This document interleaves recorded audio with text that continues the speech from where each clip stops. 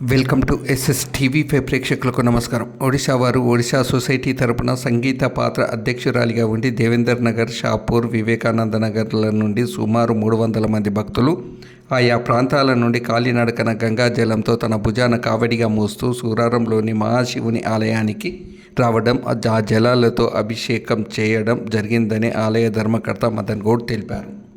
ఈ సందర్భంగా ఆయన మాట్లాడుతూ ఈ దేవాలయానికి గత 5 సంవత్సరాలుగా వస్తున్నారని తెలిపారు.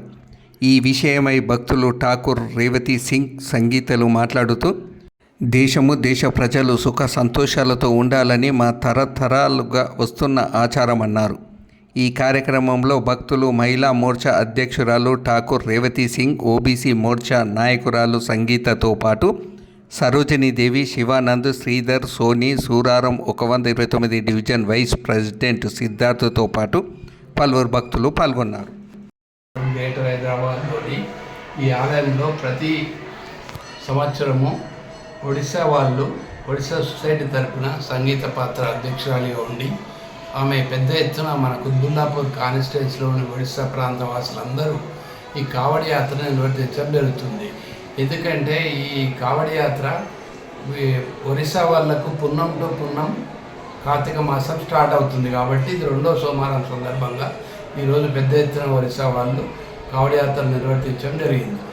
అయితే మన తెలుగు రాష్ట్రాల వరకు అమాస్ టు అమాస శ్రావణ మాసం ప్రారంభమవుతుంది కాబట్టి భక్తులందరూ కూడా వచ్చే సోమవారం నుండి కార్తీక మాసం తెలుగు వాళ్ళకి స్టార్ట్ అవుతుంది. నార్త్ వాళ్ళకు 2వ వారం ఇది, ఇంకా 2 వారాలు వాళ్లకు శ్రావణ మాసం ఉంటుంది కాబట్టి ప్రతి సంవత్సరం భక్తి శ్రద్ధలతో 1 నెల ఉపవాసాలు ఉంటూ మరి ఆ కావడి యాత్ర చాలా పవిత్రమైంది. ఇది నార్త్ సైడ్ ఎక్కువ చేస్తూ ఉంటారు. మనదికి కూడా వీళ్ళు గత 5 సంవత్సరాల నుండి పెద్ద ఎత్తున కాన్స్టిట్యున్సీ మొత్తం భక్తులందరూ కలిసి ఈ కావడి యాత్ర నిర్వర్తించి మన ఉమామహేశ్వర ఆలయానికి తీసుకొచ్చి ఆ పరమశివునికి ఆ పవిత్రమైన ఆ జలాలతో అభిషేకం చేస్తారు. ఇక్కడ అభిషేకం చేసి వాళ్ళందరూ కూడా ఉమామహేశ్వరుని ఆశీర్వాదం పొందుతారు. మా మీడియా మిత్రులకు, మదన్ అన్నకి, మా కావడి యాత్ర సంఘకి, మేము సంగీత పాత్ర సంజయ్ గాంధీ నగర్ ఒడిశా సొసైటీ ప్రెసిడెంట్. మనం ఎప్పుడో రాష్ట్రంలో ఎక్కడే వచ్చి బతుకుని కష్టపడి మనకి ఎవరు సాయం లేదు.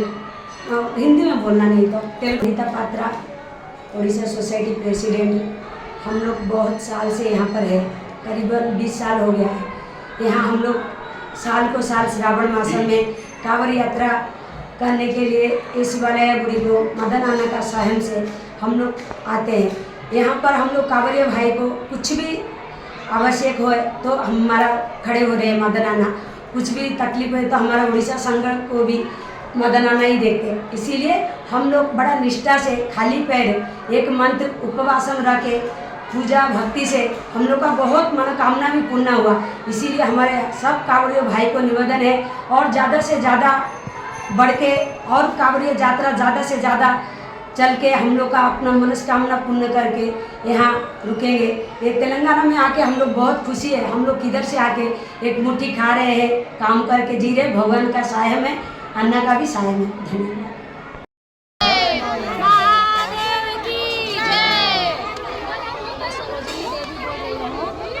कांवड़ यात्रा मेरे बाबू सावन में निकालते हैं सोमवार के दिन। शिव जी के जल ढारने आए हैं शिवालय सुराराम। कहाँ से आ रहे हैं? विवेकानंद नगर से सुराराम जल ढारने आए हैं। सोमवार को कांवड़ यात्रा हम लोग करते हैं धूमधाम से। पाँव से चल के नंगे पाँव आए हैं और बहुत खुशी से डांस कर रहे आए हैं हम लोग। जय जय भोलेनाथ की, हर हर